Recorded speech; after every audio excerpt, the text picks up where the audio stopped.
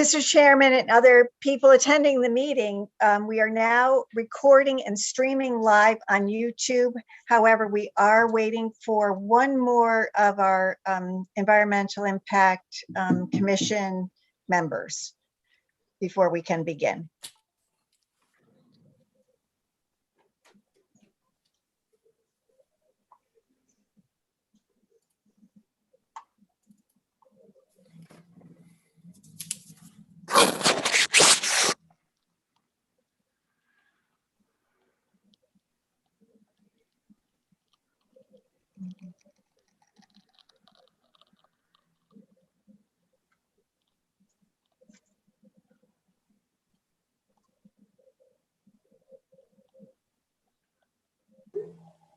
Oh.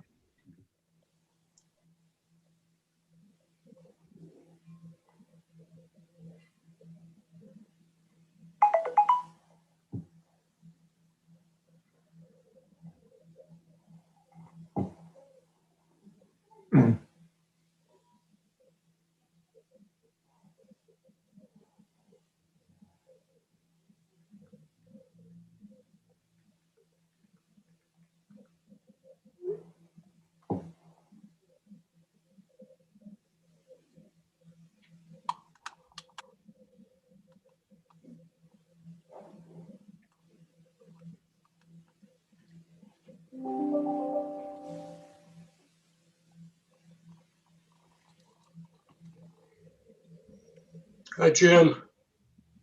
I'm Bernie Gallo. I'm the chairman.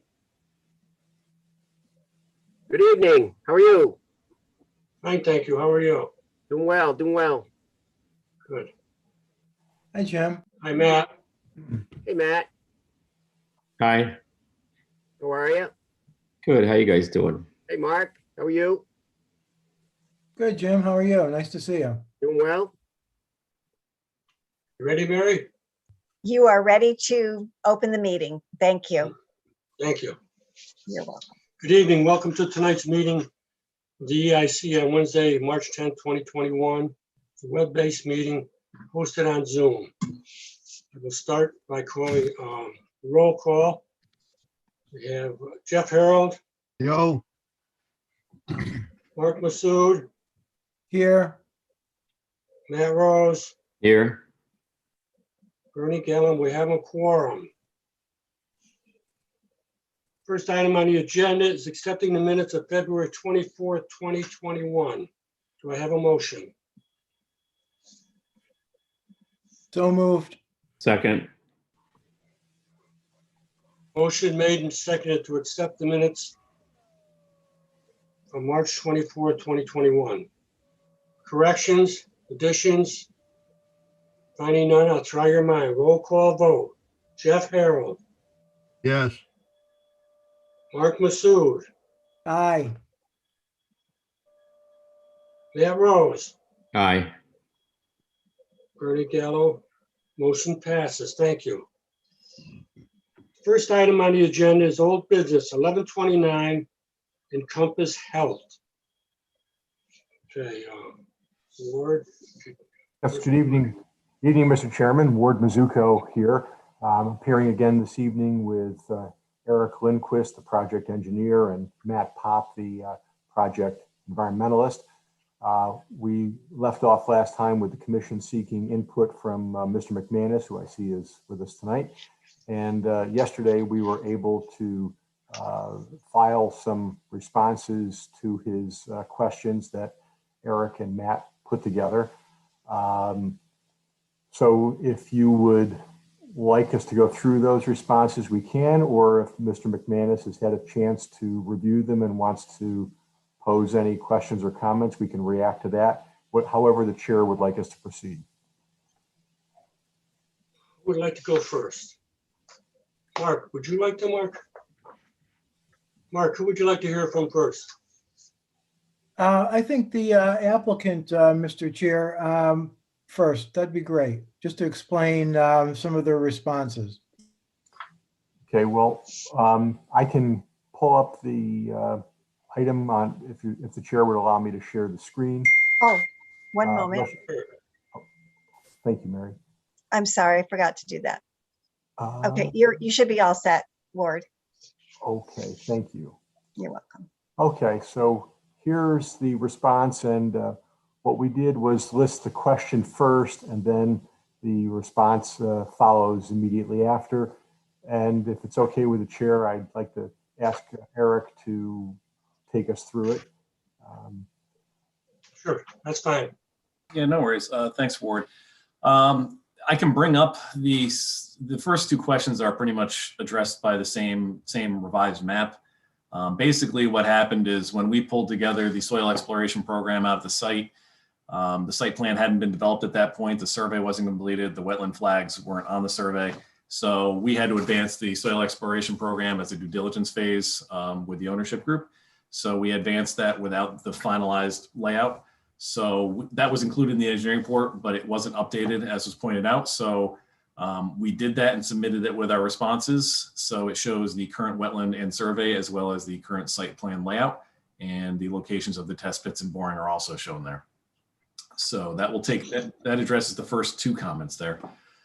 The third comment was about soil test pits and the fact that there was no evidence of, there was nothing in there about modeling, which is the seasonal high groundwater soil characteristics that show where seasonal high water can potentially be located. The two test pits that we used and cited for this were test pits E and J. They're the far southerly test pits. They were, when we had our engineer out on site who was going and doing these test pits, he hit several places around there trying to find the best location. Several of those weren't even registered because we'd get too shallow and there would be bedrock or not bedrock, but weathered rock that wasn't good for infiltration. So it took quite a bit for them to find the location that worked really well. And that's what test pits E and J show. Those test pits went fairly deep, I think 15, 16 feet or so.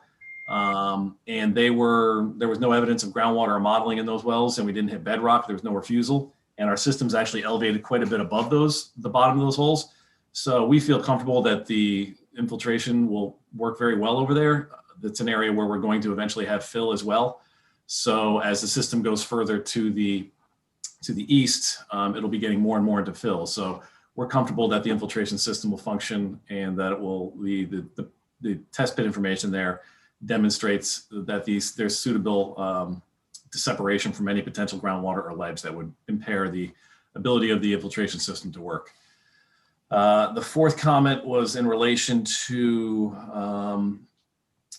there was no detail sheet provided. I was unaware of that, but it talks about water quality in the Connecticut Deep Stormwater Quality Manual, citing wet ponds and infiltration, or wet ponds and other types of basins as primary treatment. The Water Quality Manual also references infiltration as a suitable method for the removal of pollutants and suspended solids for water quality, as we are doing here. It also likes to see it implemented in a treatment train, best management practices, which we've also done. So on site, our catch basins are equipped with sumps for initial collection of sediments and things of that nature.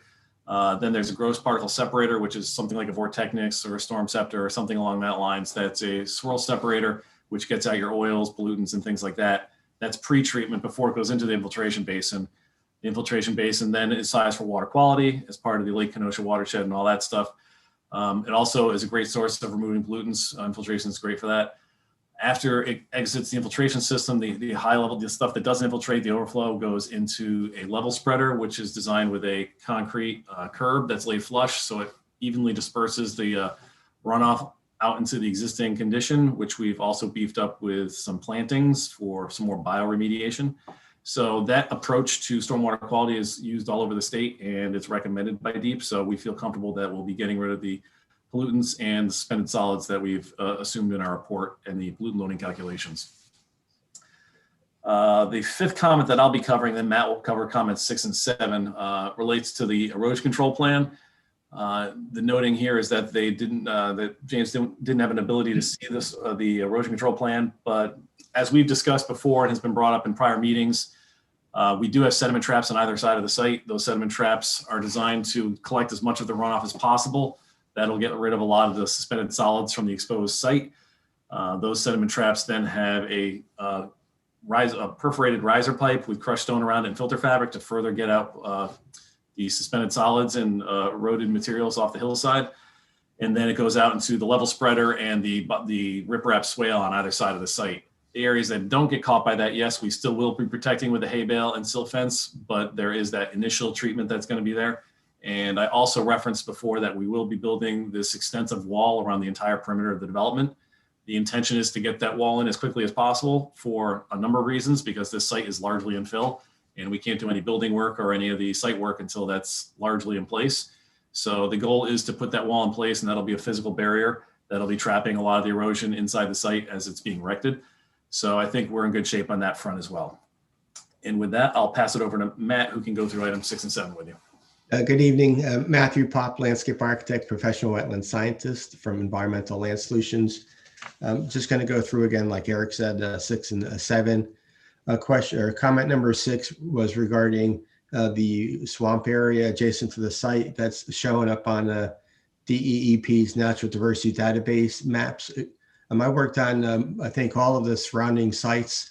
In every project, this area gets highlighted. And the one species that kept on coming up was bog turtle.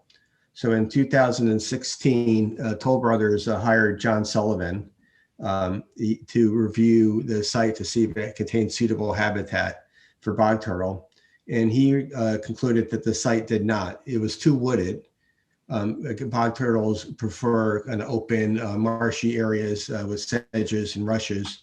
He told me that if you wanted this to be suitable habitat, you probably would let goats run in there and eat all the woody plants and the shrubs and the trees, and that would be suitable habitat.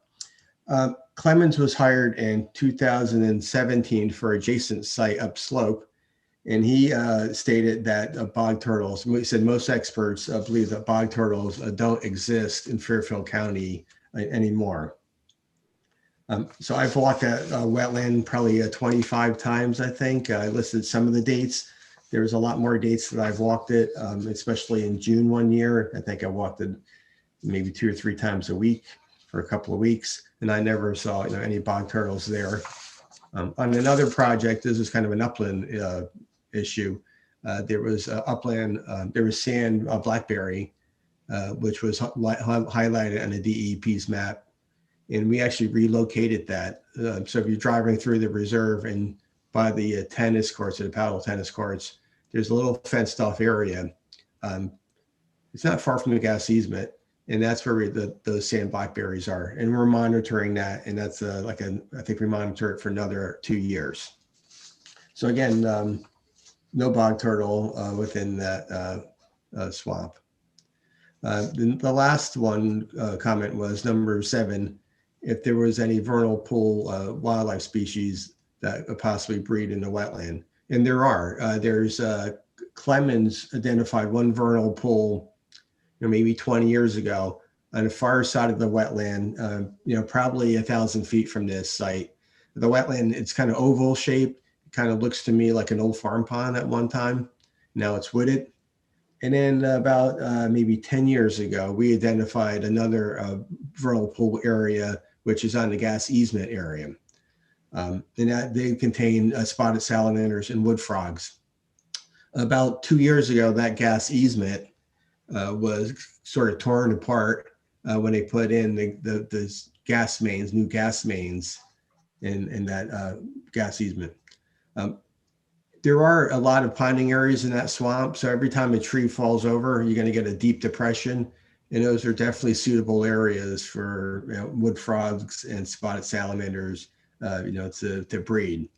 So again, there's probably 2 main vernal pool areas, kind of one in the gas easement still, one on the far side of the wetland. And then throughout the site, throughout that wetland, again, there is potential, again, for deeper depressions for these species to breed. The gas easement at one time contained some bog plants, which was kind of unusual for, I guess, maybe this far south. And those plants don't exist in the easement anymore after the gas line went in. There is some larch on the south side of the gas easement, which is I would consider a bog tree. But again, that's probably 600, 700, 800 feet away from the site. So if there's any questions, I'll be happy to answer them. Anybody have any questions at this time? No. I'll turn the floor over to Mr. McManus. Okay. Good evening, everyone. James McManus, Certified Professional Soil Scientist, JMN Wetland Consulting Services with offices out of Newtown. Just so everybody know, I'm not sure if the applicant knows, but this was a tabletop sort of review for me. We didn't, because of the snowpack and all, and the timeline. The commission and myself thought that it was probably better to kind of do it this way so we can keep the ball moving and not waiting to snow removal. So I haven't been on the site, but that's why, for instance, 1, 2, and question 5, you know, that's what I was given to review. So not every map I had. So those are why some of those questions were brought up. I'll skip down to number 3.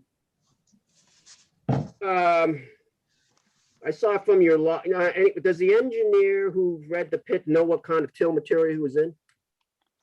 Was it a sandy till, a lodgement till? I'd have to go look it up right now. Off the top of my head, I don't recall. I wasn't out on site, but I have the report. Do you have the Right. report or no? I have the 2 pits. I have test pit E and J. He was done in July of last year, which was a very dry month. It's not that it's impossible for soils like this to not have redox features or any indication of a water table down to 15 feet, but it's unusual. Yep. I found that to be very, very unusual to be so deep and not have any redox at all. It's possible, but that's why I'd like to know what the engineer who took, the problem with soil science as an engineer, you guys read the pits different than we do. No, So I I can't really glean a lot of information out of this pit description. I really can't tell you anything. I can't tell you if it's an upland or a wetland, to be honest. But that's neither here nor there.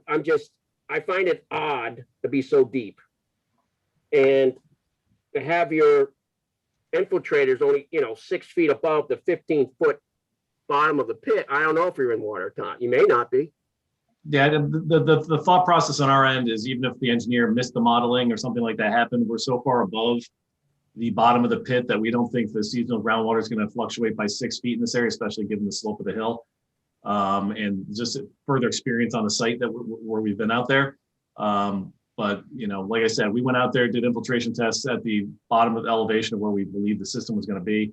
And we were some 6 feet or so above the bottom of the hole. And at that location, there was no evidence of modeling.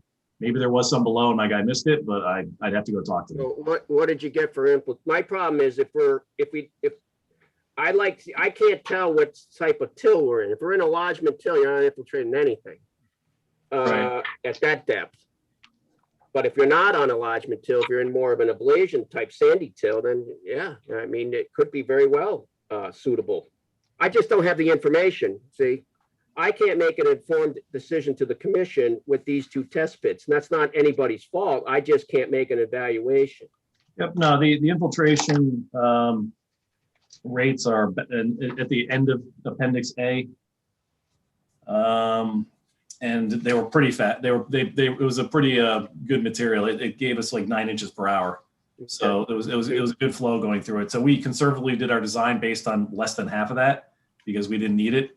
But yeah, the infiltration rates that we got in both locations were at 9 or better. Okay, so you clearly were probably in an ablation till, not a lodgement till. Okay, that was just a concern. I mean, I wasn't there, obviously. The next question was about the primary, well, yes, the deep does recognize infiltration as a secondary situation. I personally like doesn't have to be a big, huge basin, but some sort of pre-treatment, either if it's not before, maybe after, just to take care of some of the metals or the like nitrates or nitrogen that some of those solubles are not going to be taken care of underground. It just won't. They won't take that. It will infiltrate. And DEEP encourages, obviously, pre-treatment before the system, and that's why I put in the gross particle separators, those stormwater quality structures, because there's no place to put a basin before this under infiltration to do what you're talking about. So those are approved as pre-treatment for those Yeah. hydrodynamic separators, so we do have those installed. Yeah, I like little grass. I mean, these are just suggestions, little grass swales.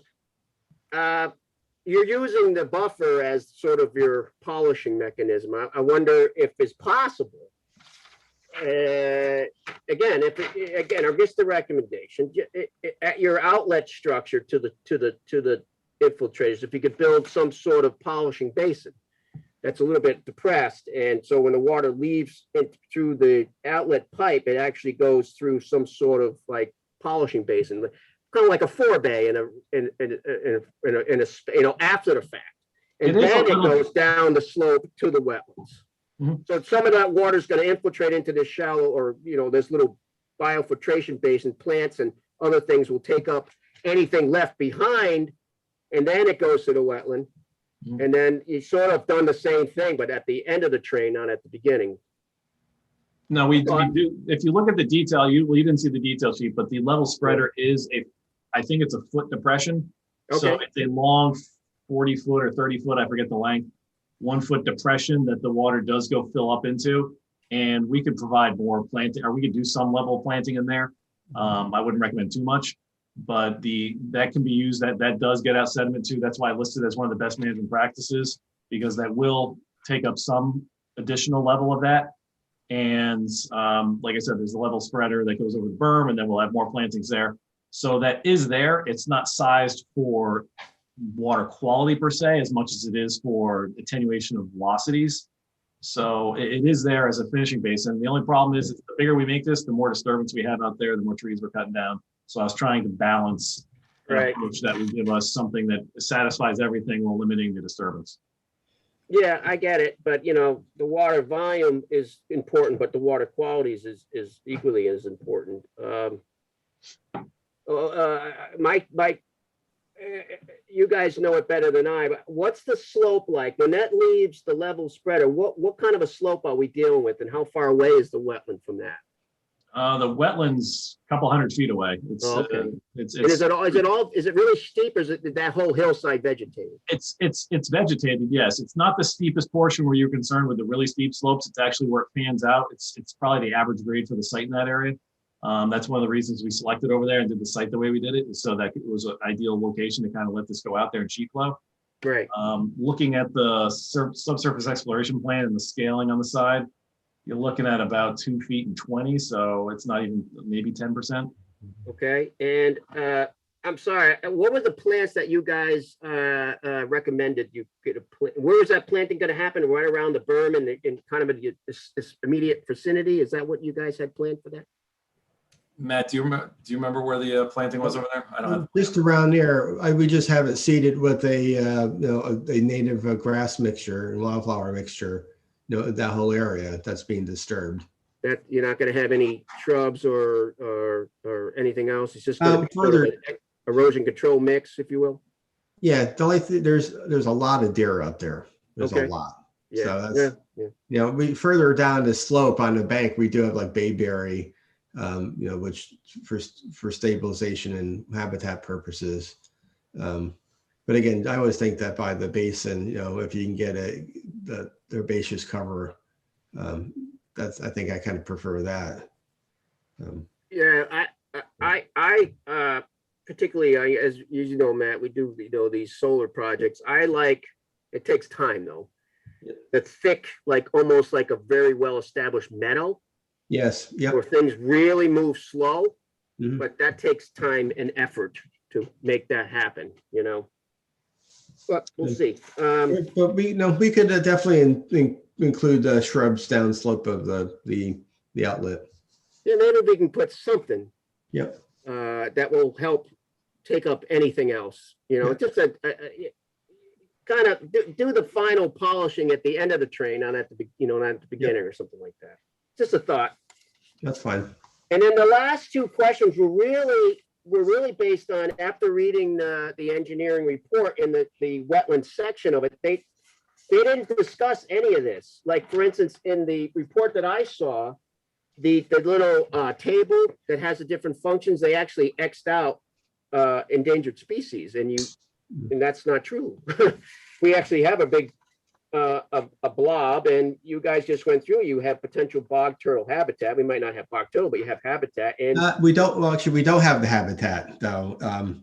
If I'm okay, but that trying- wasn't mentioned in the report, so I have no idea. Yeah.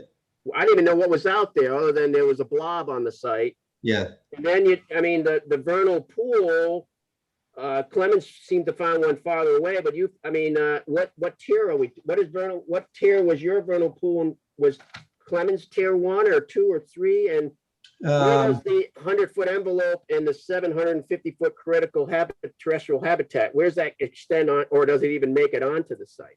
It hits the critical terrestrial habitat, clips the corner of this site, and as part of the master plan process, I don't know if you have any knowledge of the master planning and what went on with the Army Corps and all that stuff, but No. every site was given like a pre-development intention, and this site was as well. So this site kind of mimics what was in that original master plan in terms of disturbance. So there was always assumed you're allowed to have, I forget what it is, 25% of the critical terrestrial habitat be disturbed. So this portion of the site had a disturbance threshold, so we've stayed within that. But it just clips the southeastern corner of this site is where the critical terrestrial habitat. The 100-foot vernal pool envelope is hundreds of feet, if not thousands. It's like 500, 600 feet away or something like that. so Clemens vernal pool, the funny thing is, I've been there many times over many years in the springtime, April, March. I've never seen any egg masses in that vernal pool. I probably, I might not have called that a vernal pool, but in the gas easement area, There's got to be something in there, right? Well, they put a new gas line in, but that's pretty wet. There's a fefew deeper areas. There's one extremely deep. Well, you can't even tell how deep it is because the water is so dark in color. And there's some depressions, on the kind of the north corner of the gas easement that contained had egg masses. But again, I think that whole wetland system, if a tree falls over when you're walking through it, you get a 3-foot depression. Right. Those are so just to identify like where the vernal pools in that overall swamp, it's extremely tough to kind of delineate where they are besides, the one that Clemens had and then the one that's at the gas easement. Yeah. I guess my major comment was, and maybe I'm out in left field, maybe obviously this has been going, I did one job on the Carbide property. I did that hotel. Yep. I did that job. But I guess my biggest comment was that the tie and bond report didn't have a discussion on any of that.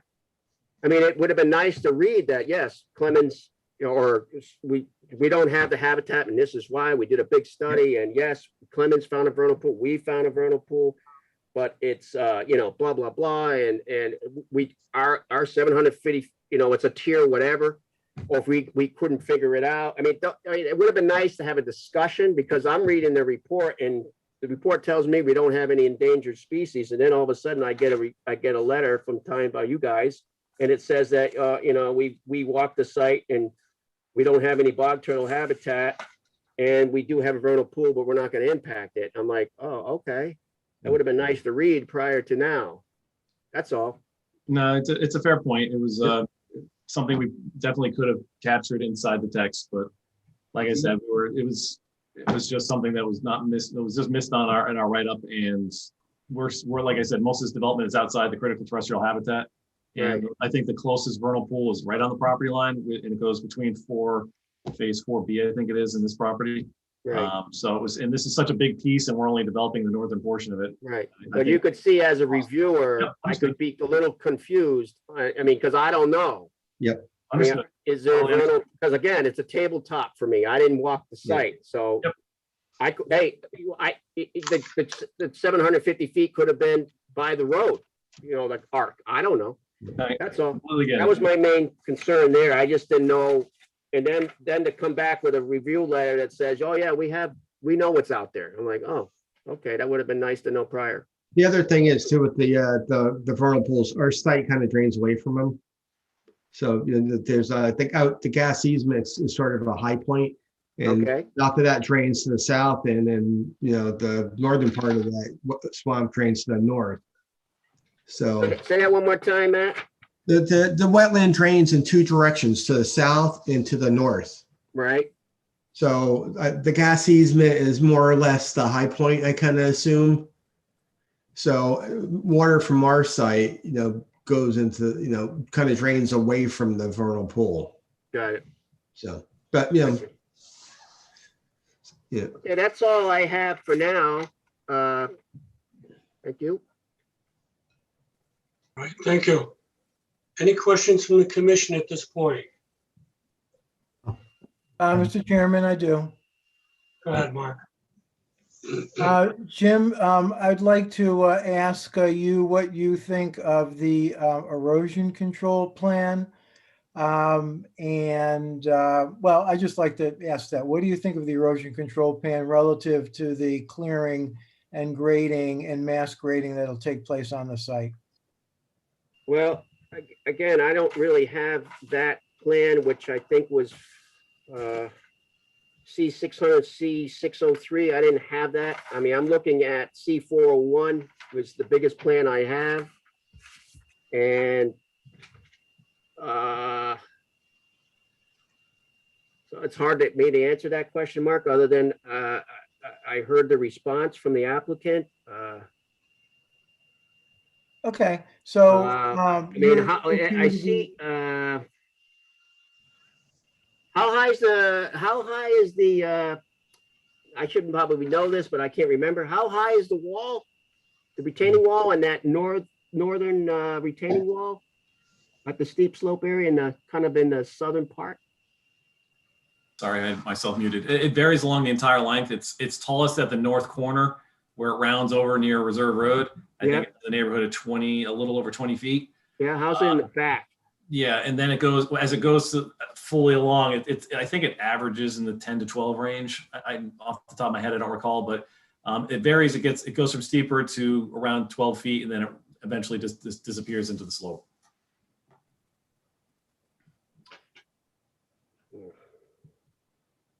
It's hard for me to answer that question, Mark, other than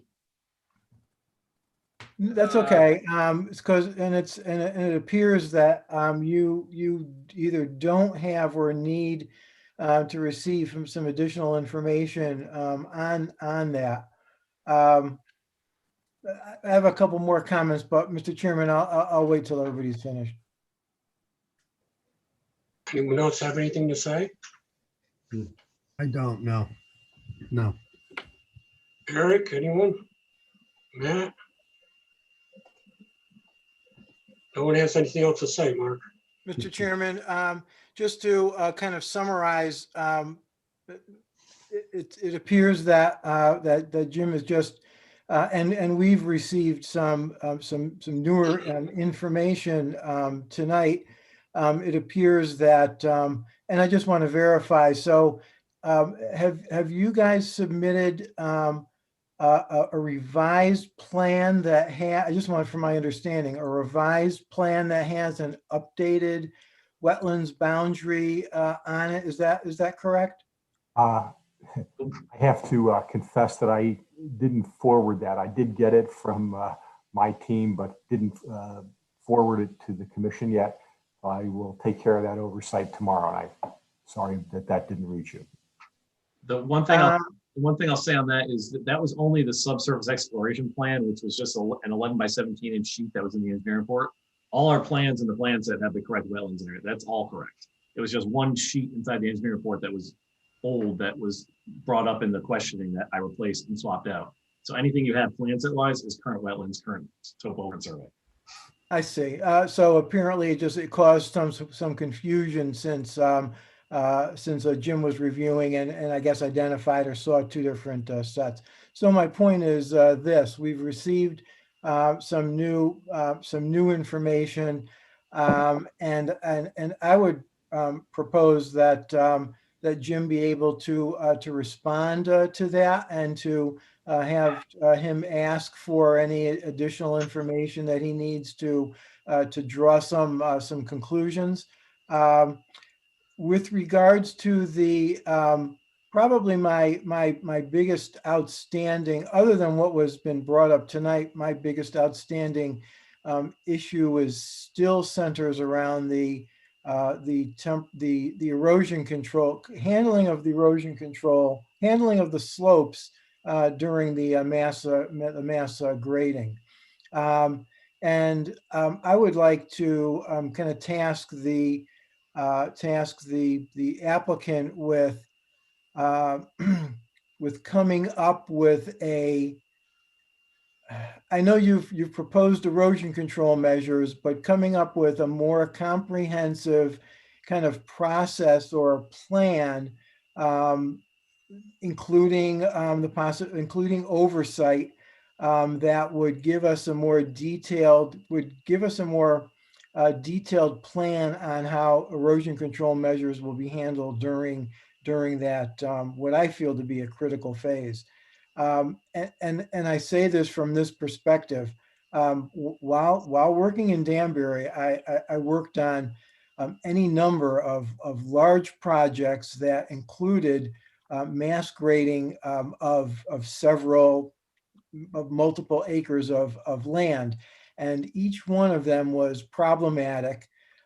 Each one of them required a detailed on-site review on a pretty regular basis, and the ability to come up with almost on the fly alternative erosion control measures that were put in place to respond to the ever-changing nature of the grading.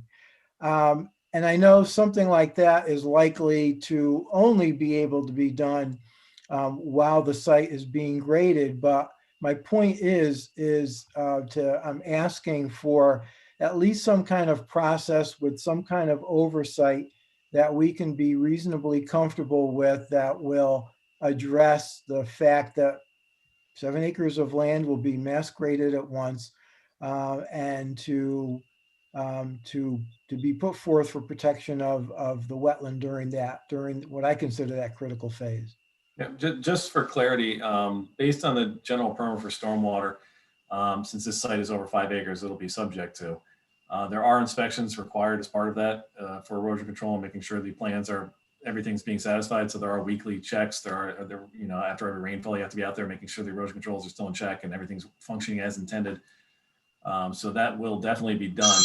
Additionally, as part of that, you're not allowed to just cut 7 acres and call it a day. You have to do it in increments.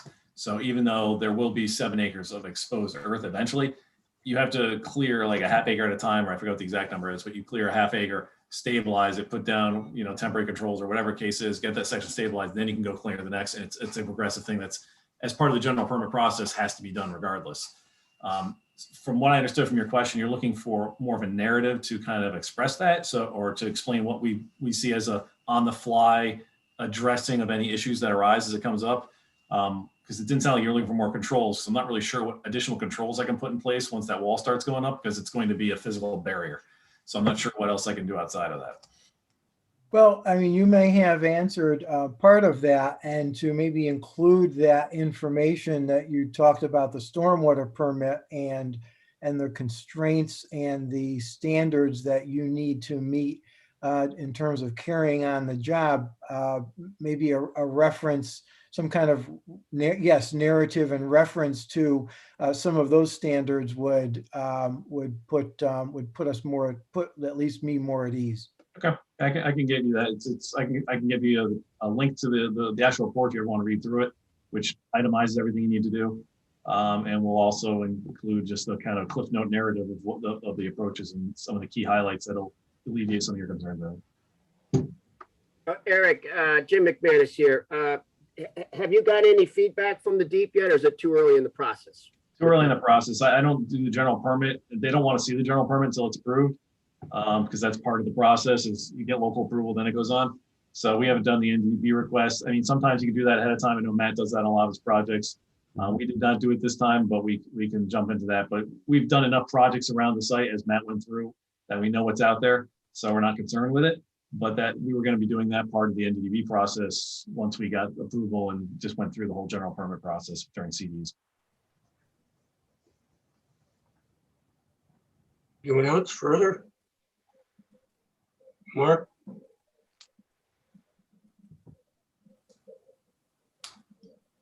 Mark Masood, Mr. Chairman, I'll make a motion to table this application to the next meeting, so the applicant can provide additional information based on the conversations here tonight, and to give Jim a chance to make some, our consultant to make some final comments on that information.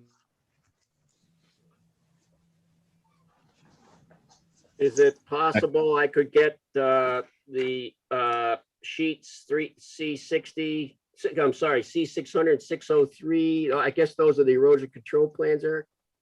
Yeah, I don't know how you got them before, but I can send you a PDF if you want. Is that? Sure. Is that good? Yeah, I don't know why. I have various plans without, those two weren't in part. I don't think I sent them all, so I'm not sure how you got what you got or whatever. I got everything from the city. So. All right, so I can send you whatever sheets. If you want the erosion control sheets, I'll email you all the erosion control sheets. Well, Mark is a little concerned, so I'll take a look at it. motion made. Is there a second to this motion? Second. Jeff Harold, you second it? Yes. Okay. Motion made and seconded to table this until our next regular meeting. And hopefully everything will be given to us and we'll come up with the answers we need. All those in favor, roll call vote. Jeff Harold, Aye. Mark Masood, Aye. Matt Rose, Aye. Bernie Gellis, and I. It's unanimous. Thank you. We'll see you in 2 weeks. Thank Thank you you all. very much for your time All right. tonight. Thanks, guys. Bye, guys. Have a good night, huh? Hi, I have one question to Mary, if I could. Hold on 1 second, please. Mary, Antonio's trying to join. I just Okay. admitted him. Thank Thank you you. very much, David. Mr. Pawlowski, would it be possible to hold your question till the end of the meeting? Oh, yeah. Okay, thank you. Hold on 1 second, please. Mary, Antonio's trying to join. I just admitted him. Thank you very much, David. Mr. Pawlowski, would it be possible to hold your question till the end of the meeting? Okay, thank you. Hold on 1 second, please. Mary, Antonio's trying. Excuse me, Mr. Chairman, we're getting some feedback. So I'm just going to mute everyone except David and Antonio at the moment. Okay? Mary, thank you for letting me in. Hopefully my audio is okay. And I want to thank you for allowing me to attend tonight's meeting. Thank you. Thanks. David, my very astute engineer will be taking the lead on this, but I feel that I need to potentially educate this commission regarding the dealings with Eversource, which, First Light, which has become apparent to us, has some new updates to their process and procedures. Thank you. Let me introduce the item first, all right? Next item on the agenda, regular activity 11:30, City of Danbury, 34 Haystown Road. David, you're carrying the ball here. Yeah, sure. So just picking up from where we left off, we had submitted an application to First Light.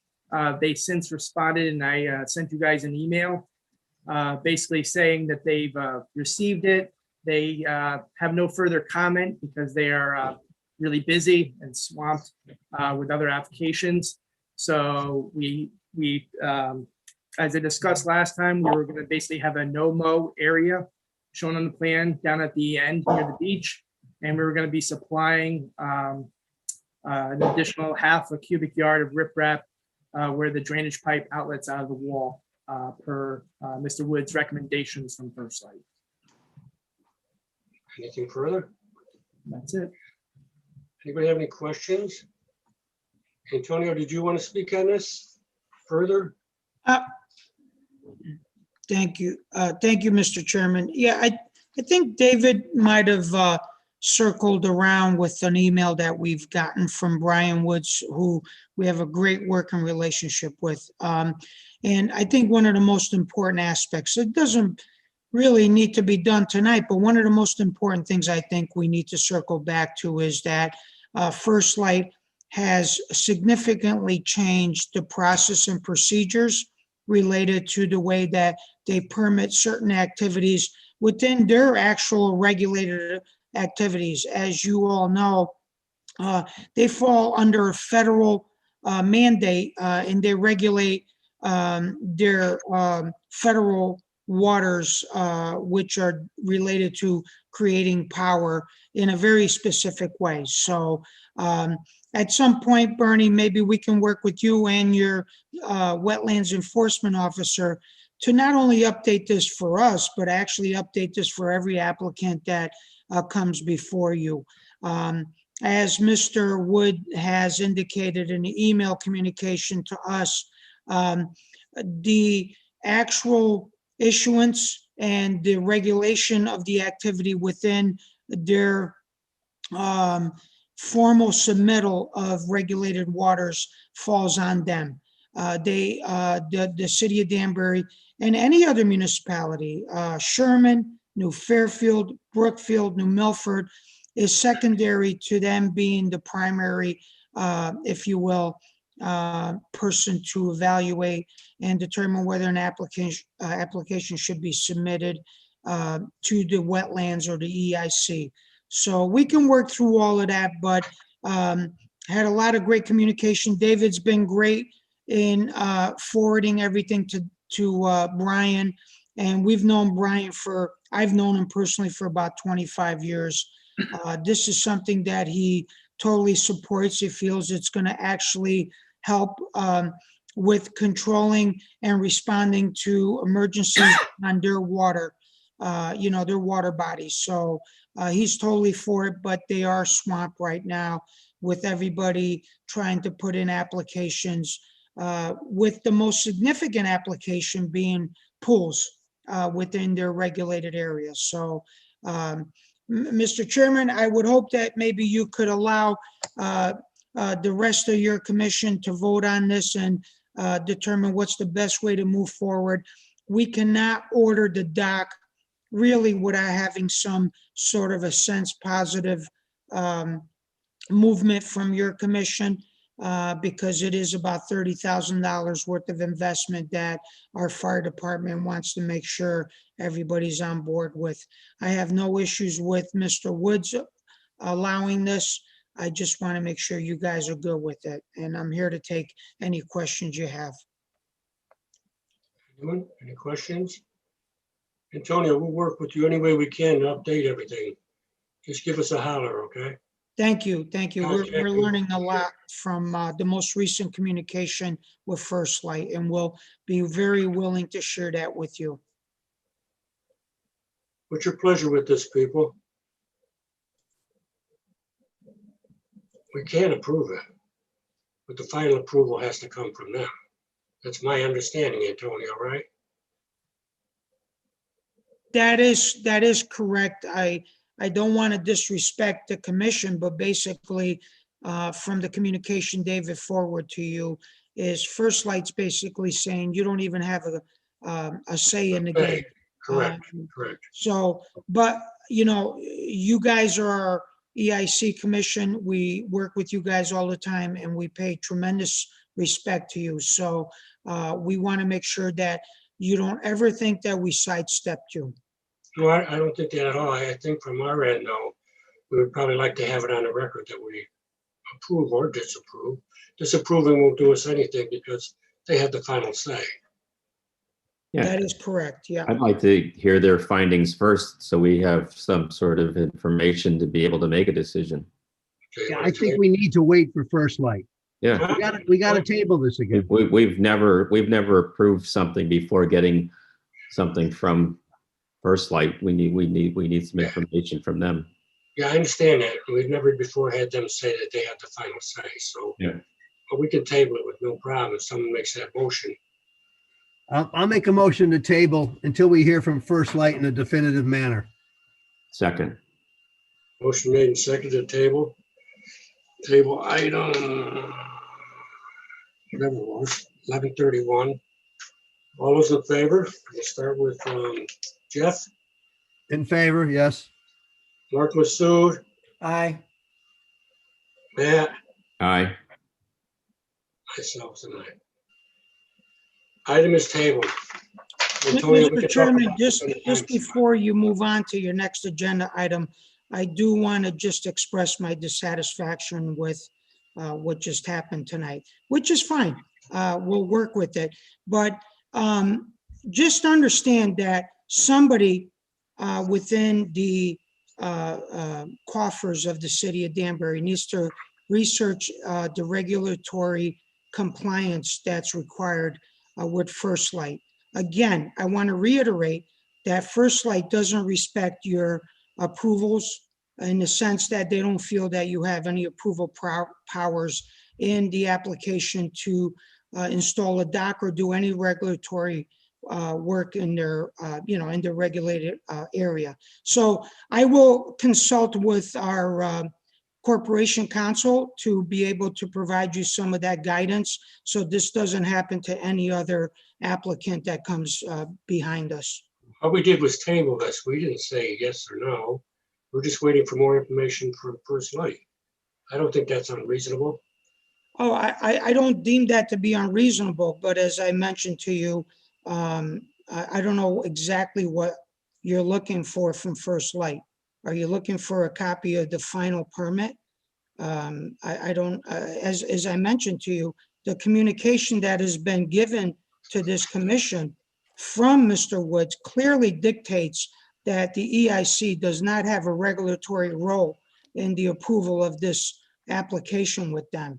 So I'm curious to how we are. That's correct. I read the same thing. Yeah, Mr. Chairman? Yes. Yeah, and Antonio, I think I misunderstood what you said before we had the vote.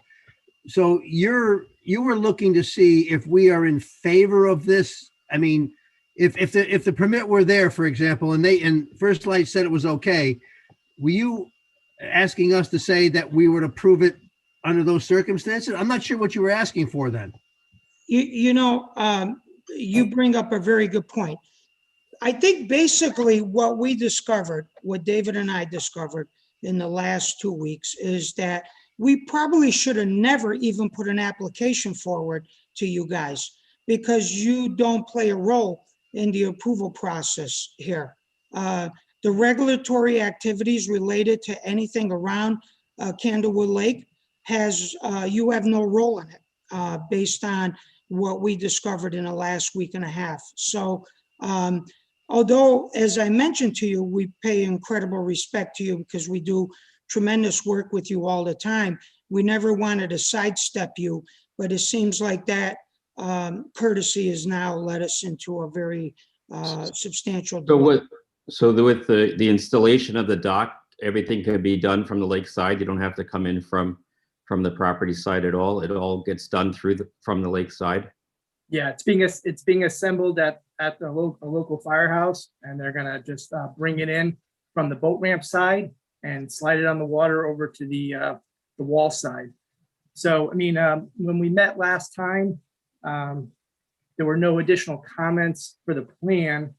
And since then, First Light just asked us to create additional protection by having a no-mow area and additional protection for riprap for a drainage outlet. Yeah. So it's my understanding. I can tell you that I've been on this commission for over 25 years, and anything that's ever done below the 440 line is always in front of us. We give our input and we review the application and we make a decision. And sometimes those decisions are helping either improve the application, but anything below the 440 line has always been presented to us. Okay. Many applications. I'd just like to add one more thing. So the work that we're doing for improvements is above the 440 line. The dock is a floating dock on the water, and the gangway is going to be attached to the wall and float to the floating dock. So you're saying the work is above the 440, so then that is our jurisdiction. I'm saying you've been reviewing it. No. You said this was First Light property. If it's above the 440 line, it's not First Light. No, what I'm saying is you guys have reviewed the area above the 440 and you didn't have any additional comments.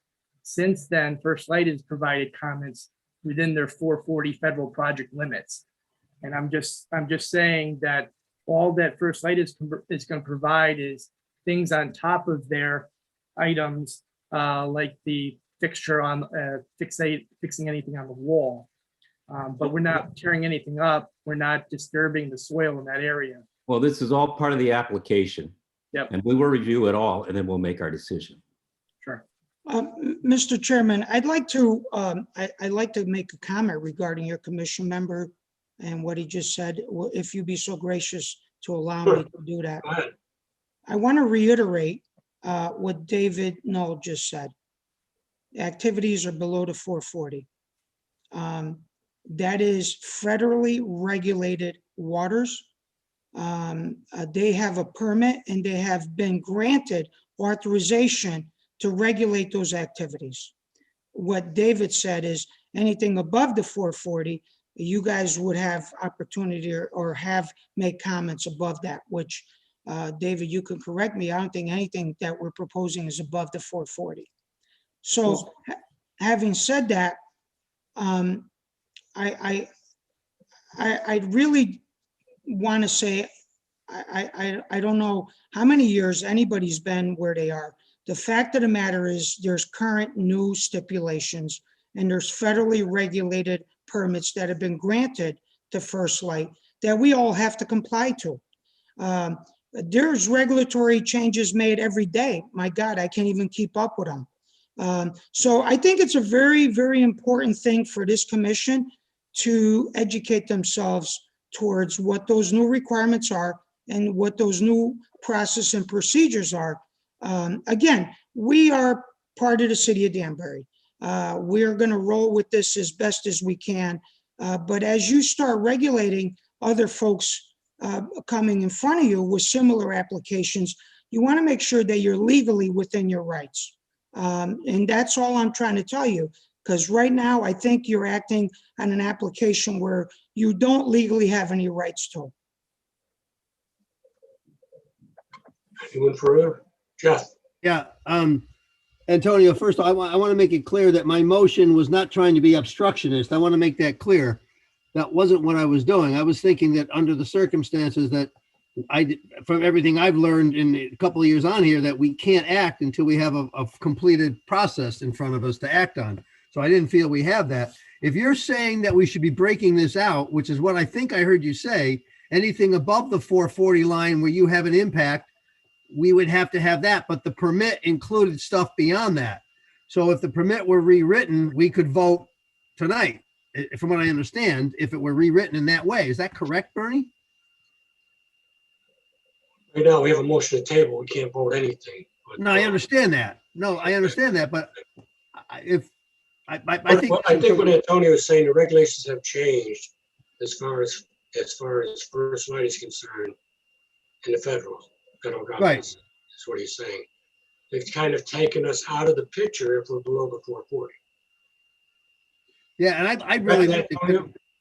I'd like to connect with the other communities on the lake to see if they're all dealing with the same thing. But at this point, to Mark's point, we can't act with this information as of what we know. But Antonio's point is also correct. We need to get educated if the things have changed. And so I guess we table it, but we need to do something about educating ourselves in regards to these new regulations ASAP. Well, Antonio wants to meet with us to take care of that. Regardless of what he does, what we do, he's going to go forward with it. Understood. Correct? Antonio, is that correct? Yeah, I just, we You put have this to- application forward because of our relationship with you guys. But Mr. Woods has clearly told us that, you know, we don't need an EIC approval for the activities that are posted.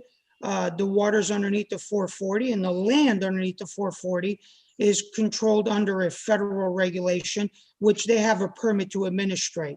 So this was a courtesy to you guys. And unfortunately, as I kind of sit here, I see that maybe that wasn't the best move. But and I'm not saying it wasn't the best move, but there's so much education that needs to happen here that I don't know how to move forward with it other than to have our corporation counsel work with Mr. Wood to provide that. Unfortunately, I don't want to get stuck in the middle of that educational process as I try to provide, an opportunity for the fire department, police department, and EMS to be able to stage a boat to provide emergency services on Candlewood Lake, which Mr. Wood incredibly supports and welcomes because it provides an incredible opportunity for him to lower his insurance premiums based on the use of the lake that they have. So overall, everybody benefits from it, but we are in this little bit of a change that not everybody's aware of. So we'll have to just provide that education any way we can in working with the law department and Mr. Woods and, First Light's legal department. But at this point, there is documentation that has been provided to David that they wanted to forward me to you guys. It kind of talks about what I'm speaking about, but you have to dig deep into the documents to find it. So, look, I don't want to be a problem tonight. That's the least of my intentions. I work with you guys all the time. You've been incredibly gracious in applications and emergencies that I've had. So I don't want to ruin my relationship with the entire commission. That is not worth the jeopardy here. But I think we are in a predicament where there's been a significant change in the way things have been done in the past, and that most communities are slowly coming up to understand these regulations and the fact that First Light wants to regulate their own property and the waters underneath the 440, and they don't want anybody else meddling in those regulatory activities unless they specifically ask you to do that, which they have a right to do that, and it's written in the federal regulations. That's it. I'm sorry to belong your meeting tonight, but I just thought it was a very important thing to mention. Let me just say this to you, Antonio. Our tabling it doesn't affect this at all. Doesn't affect it at all. Hopefully we can touch base with each other and you can educate me and staff members from the health department in the next 2 weeks, and we can get together with our people and say, look, we do or we don't have the right to do this. That's all. It isn't, we're not slighting you. We're not doing anything that shouldn't be done, because we've always operated where they couldn't do anything unless we gave them the approval. Now it's changed, and we aren't aware of the change until tonight. Well, David sent us some paperwork. So for now, it's tabled, and then I'll get in touch with your office. Very good. Yeah, thank you. And I appreciate your efforts. And, at this point, there's really either table it or approve it with the condition that you get a positive referral from the First Light. Those would really be your two options. And if you choose to table it, I fully understand that. Yeah, we already voted to table it. It's tabled. I'll be in touch with you, Antonio. All right, appreciate it. Thank you. Thank you, Antonio. Sorry about that. Thank you all. Next item on the agenda. Item 1131, Automotive Group, Benjamin Dodo.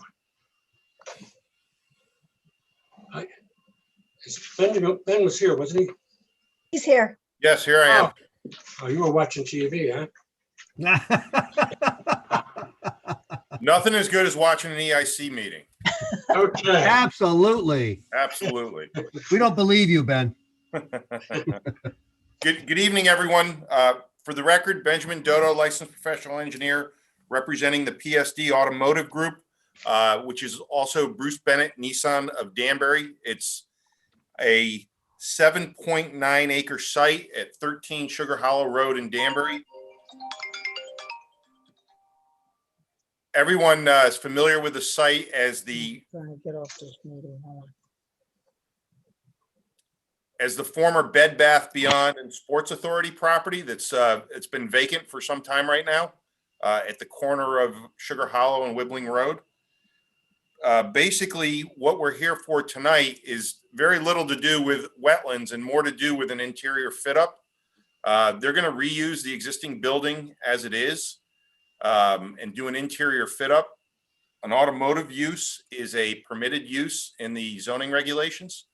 We're currently in for a revised site plan application with the city of Danbury.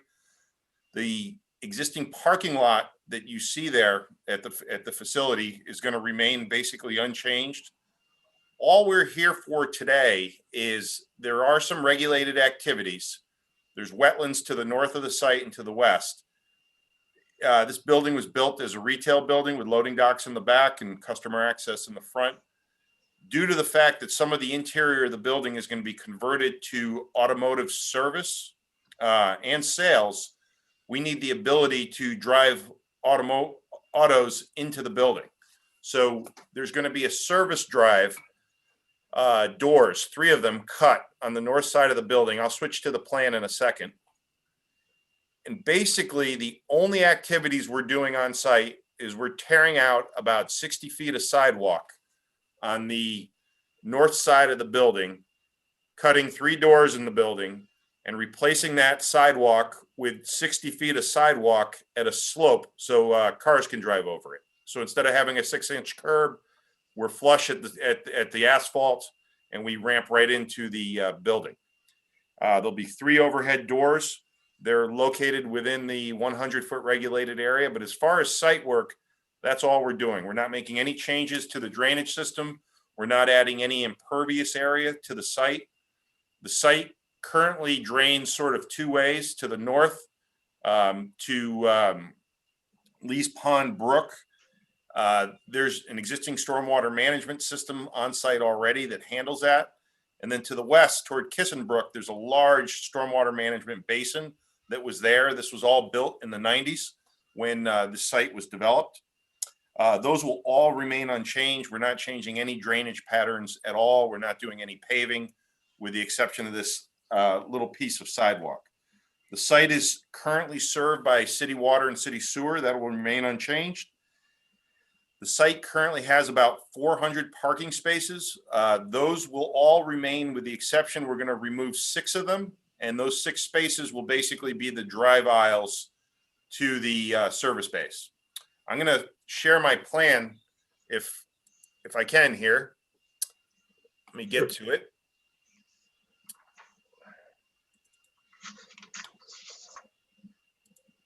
Can everyone see this? I can. Okay, great. So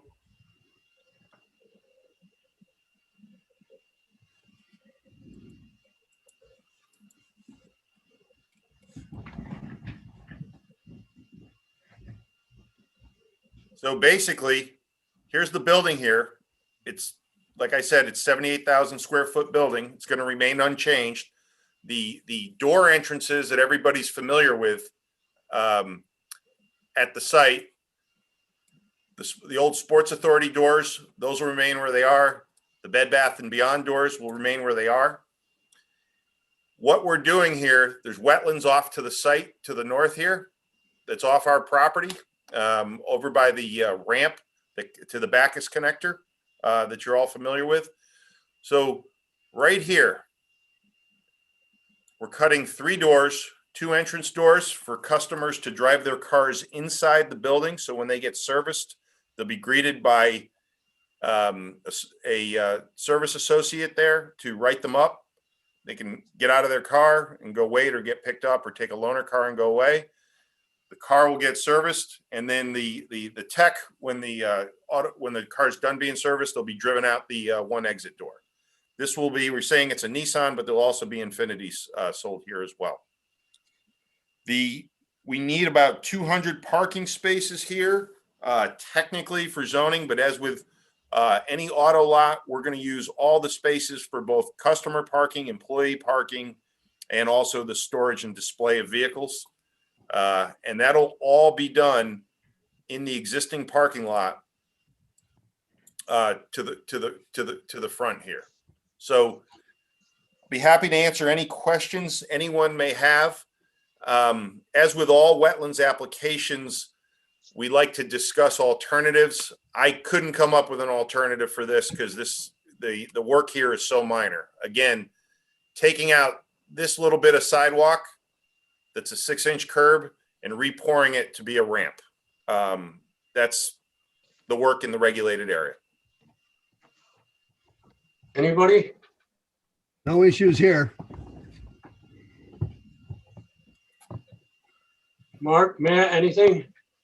Make a motion to approve the regulated activity. If someone can tell me the number, I don't have it handy. Yeah, I just It's covered it. 11, it's 11:31.